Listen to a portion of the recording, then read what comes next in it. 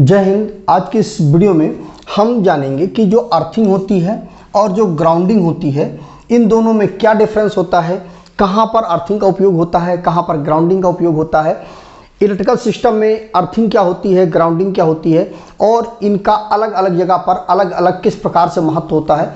ये बहुत सारे क्वेश्चन, क्योंकि अर्थिंग और ग्राउंडिंग संबंधित क्वेश्चन भी पूछ लिया जाता है, तो आपको क्या जवाब देना है वो सारी चीज़ें आप इस वीडियो में समझ जाएंगे।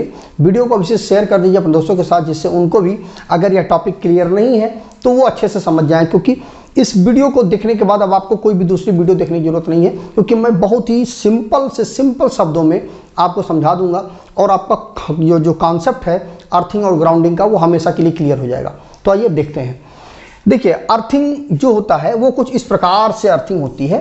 अर्थिंग मतलब ये हो गया कि आप सिंपल गड्ढा खोद दीजिए, ठीक है, लगभग 3.5 मीटर का आप गड्ढा खोद दीजिए और इस गड्ढे में सिंपल आप नमक और कोयला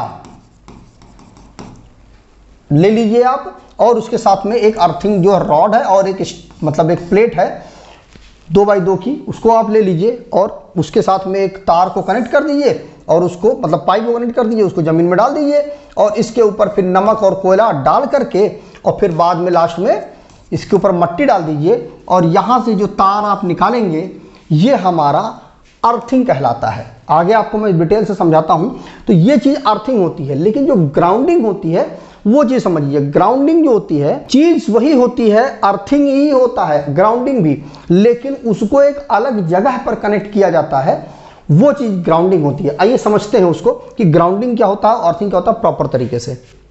अर्थिंग जो होती है और ग्राउंडिंग जो होती है, दोनों में अंतर तो होता है, लेकिन ये दोनों चीजें लगभग एक ही चीज से निकलती हैं, एक ही चीज से ये उत्पन्न होती है, अर्थिंग और ग्राउंडिंग। अगर आपको अर्थिंग बनानी है या आपको ग्राउंडिंग बनानी है, दोनों ही कंडीशन पर आपको एक गड्ढा खोदना पड़ेगा, जैसा मैंने आपको बताया। उसमें नमक कोयला वगैरह डाल के, पाइप डाल करके, उसमें एक 2x2 की प्लेट डाल करके आप उसको फिर भर दीजिए और जो ऊपर का हिस्सा होगा इधर से, उसका जो ये तार होगा यह हमारा अर्थिंग का तार होगा, ठीक है। इसी को हम अर्थिंग के तार बोलेंगे, ठीक है।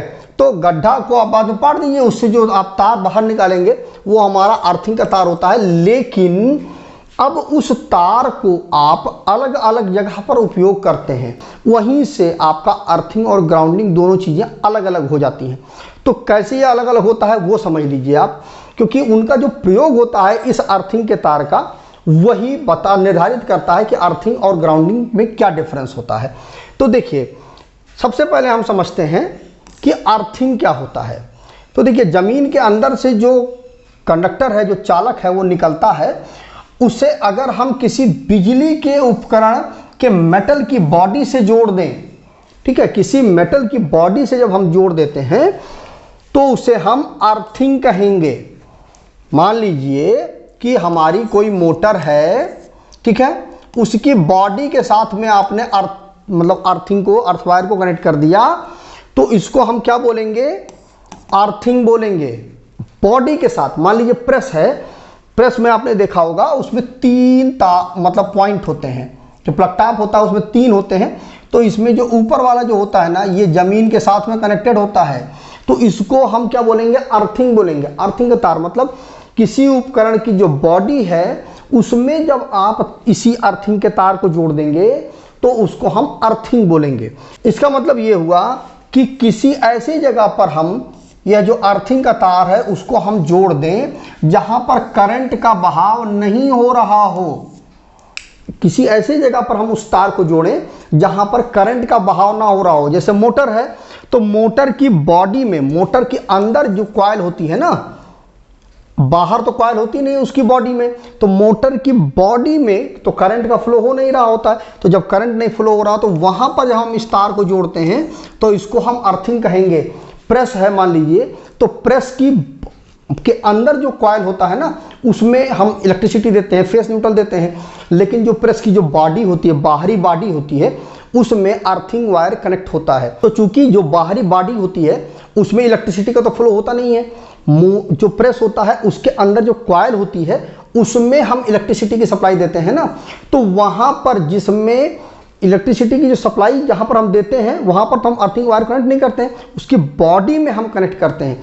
तो जब बॉडी में कनेक्ट करेंगे जहाँ पर इलेक्ट्रिसिटी का फ्लो नहीं हो रहा होता है, उस जगह पर जब हम तार को कनेक्ट करते हैं तो उसको हम क्या बोलेंगे, हम उसको अर्थिंग बोलेंगे।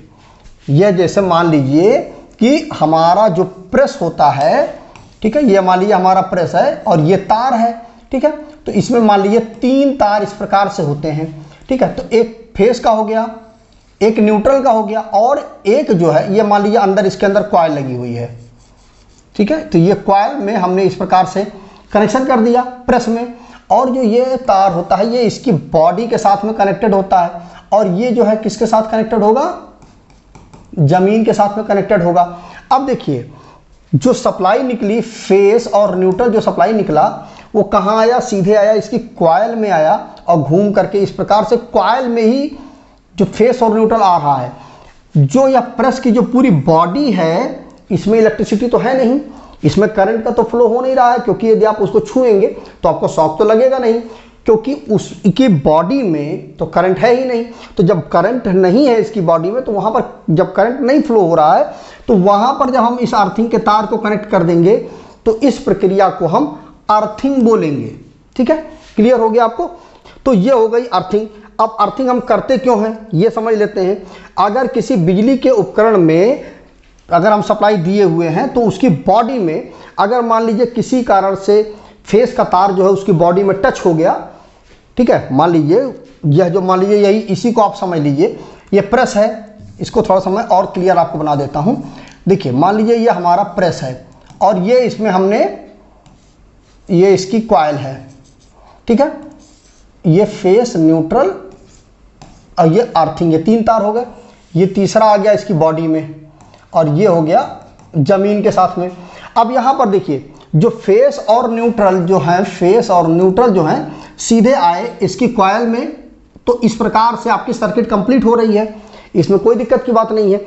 लेकिन किसी कारण से अगर मान लीजिए ये अर्थिंग नहीं है, पहले हम समझ लेते हैं एक कंडीशन में कि इसमें अर्थिंग नहीं की गई है, तो इस कंडीशन पर क्या होगा कि इसमें सप्लाई आ रही है, कोई दिक्कत की बात नहीं है, लेकिन किसी कारण से जो फेस का तार है वो किसी प्रकार से मुड़ गया, टूट गया या किसी प्रकार से कोई दिक्कत हुई और ये इसकी बॉडी में टच कर गया। अब बॉडी में जब टच कर जाएगा तो क्या हो जाएगा, इसकी पूरी बॉडी में, प्रेस की पूरी बॉडी में क्या आ जाएगा, करंट आ जाएगा।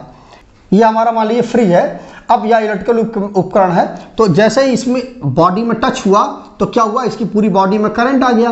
तो वही चीज़ यहाँ पर देखिए, आप बॉडी में इसके इस उपकरण की बॉडी में करंट आ गया है। अब करंट जब आ गया तो जैसे ही आप छुएंगे तुरंत आपके माध्यम से, क्योंकि आप जमीन पे खड़े हैं, तो इस प्रकार से अर्थिंग पे पहुंच जाएगा और इधर से फेस आ रहा था, तो जो इलेक्ट्रिसिटी है वो आपके शरीर के माध्यम से फ्लो होने लगेगी।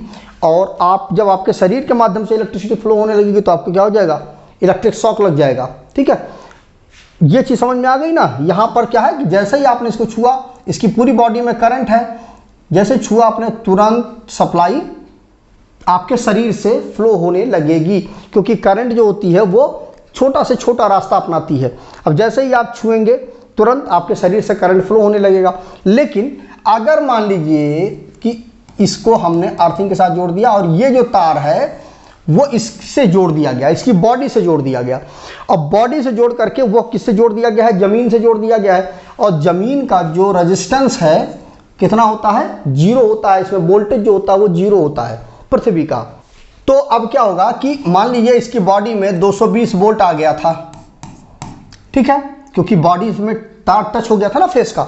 अब इसकी बॉडी में 220 वोल्ट सप्लाई आ गई थी, लेकिन अब आपने चूंकि क्या किया, इसके साथ में आपने अर्थिंग के तार को कनेक्ट कर दिया। अब जैसे ही अर्थिंग के तार को कनेक्ट किया तो यह अर्थिंग का तार किसके साथ कनेक्टेड है, जमीन के साथ कनेक्टेड है, और जमीन का पोटेंशियल कितना है, 0 है। तो आपने सुना होगा, पढ़ा भी होगा कि किसी भी चीज के साथ में 0 का यदि गुणा कर देते हैं तो वो क्या बन जाएगा, 0 ही बन जाएगा। तो पृथ्वी का जो पोटेंशियल है, विभव है, वो कितना है, 0 है, और इसकी बॉडी में कितना विभव है, कितना करंट है, 0 है।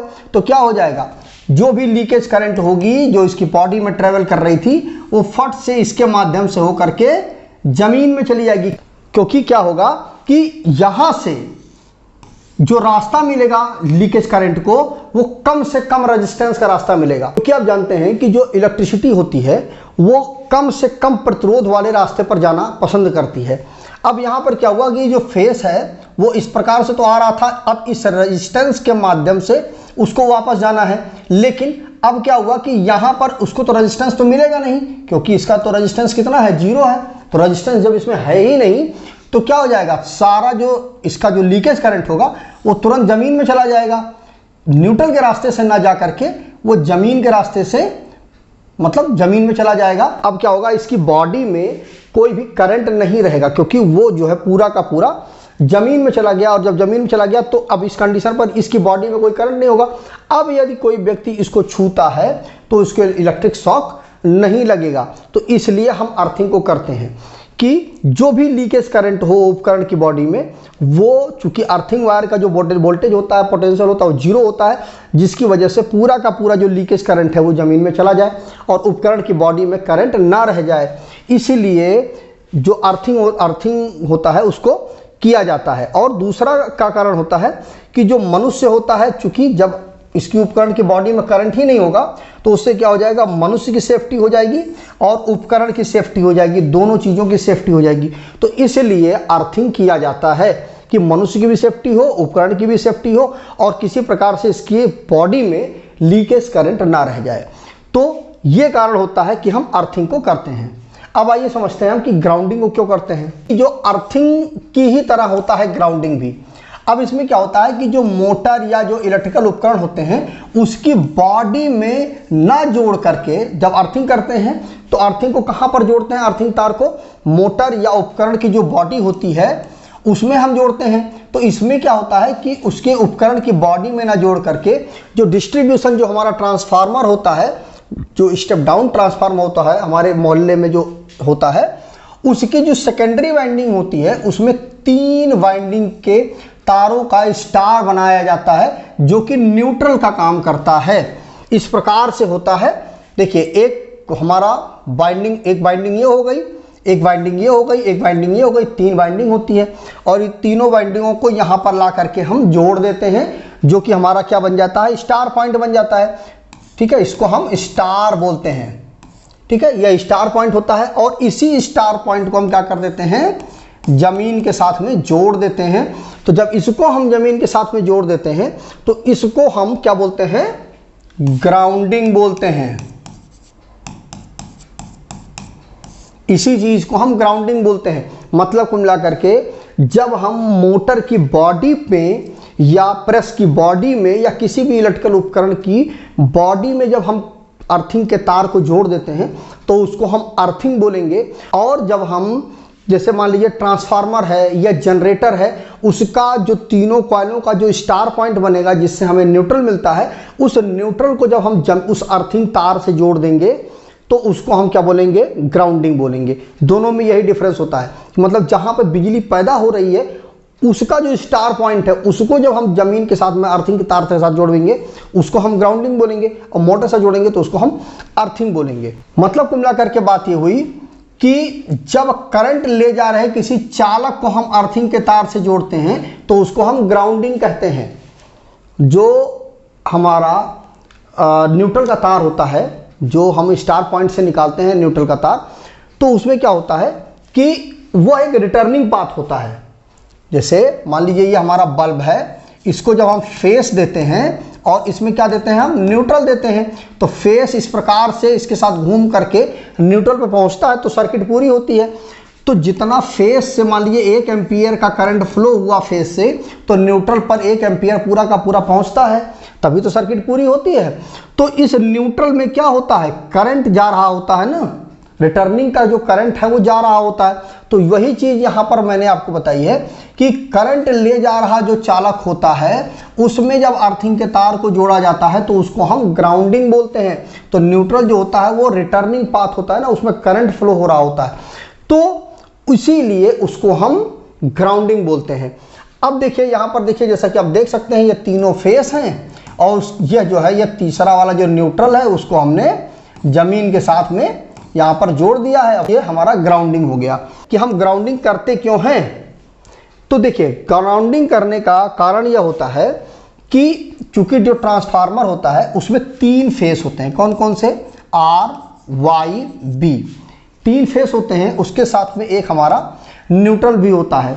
ठीक है, तो जब 3 फेस हमारे किसी उपकरण में जाते हैं तब तो कोई दिक्कत ही नहीं है, जब 3 फेस का लोड है।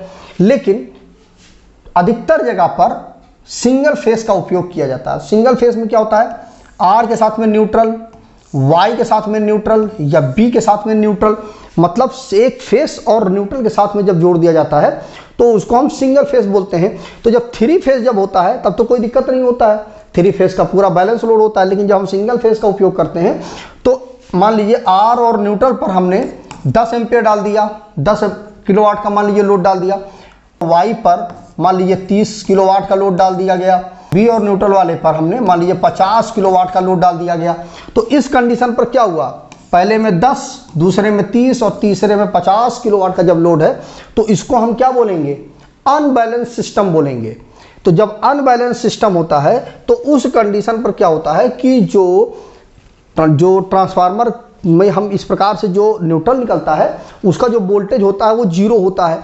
लेकिन जब यहाँ पर जो लोड है वो अनबैलेंस हो जाता है तो जो न्यूट्रल होता है उसमें करंट फ्लो होने लगता है, करंट आ जाता है। अब चूंकि यह जो करंट है जब वो आ जाएगा तो उस कंडीशन पर क्या होगा कि जो पूरा सिस्टम है आपका वो खराब हो जाएगा।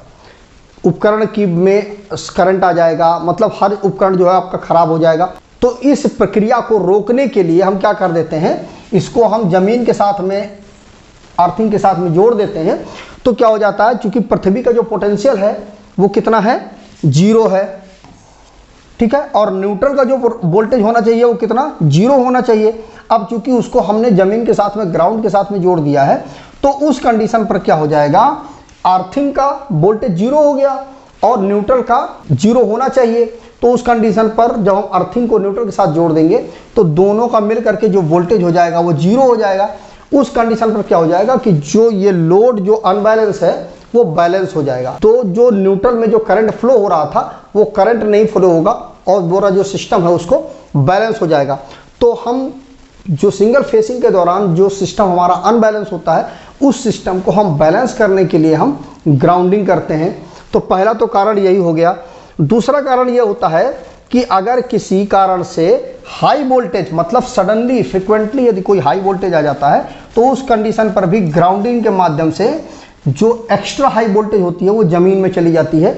दूसरा कारण ये होता है। और तीसरा जो कारण होता है, जो ग्राउंडिंग होता है, इसमें केवल और केवल उपकरण की सुरक्षा होती है, मनुष्य की सुरक्षा नहीं होती है। लेकिन जो अर्थिंग होती है उसमें क्या होता है कि उपकरण की भी सुरक्षा होती है और मनुष्य की सुरक्षा होती है लीकेज करंट से। लेकिन ग्राउंडिंग में क्या है, केवल और केवल उपकरण की सुरक्षा होती है, मनुष्य की सुरक्षा नहीं होती है। लेकिन ग्राउंडिंग करना भी जरूरी है क्योंकि जो अनबैलेंस लोड के कारण जो न्यूट्रल में जो करंट आ जाता है उस करंट को ख़त्म करने के लिए, उस वोल्टेज को ख़त्म करने के लिए हम ग्राउंडिंग करते हैं, जिससे कि हमारा सिस्टम है वो अनबैलेंस है अगर तो वो बैलेंस हो जाए। तो पूरा का पूरा कॉन्सेप्ट आपको क्लियर हो गया होगा। फिर भी यदि आपके मन में कुछ डाउट रह गया है, कोई कन्फ्यूजन रह गई है तो उसको कमेंट करिएगा।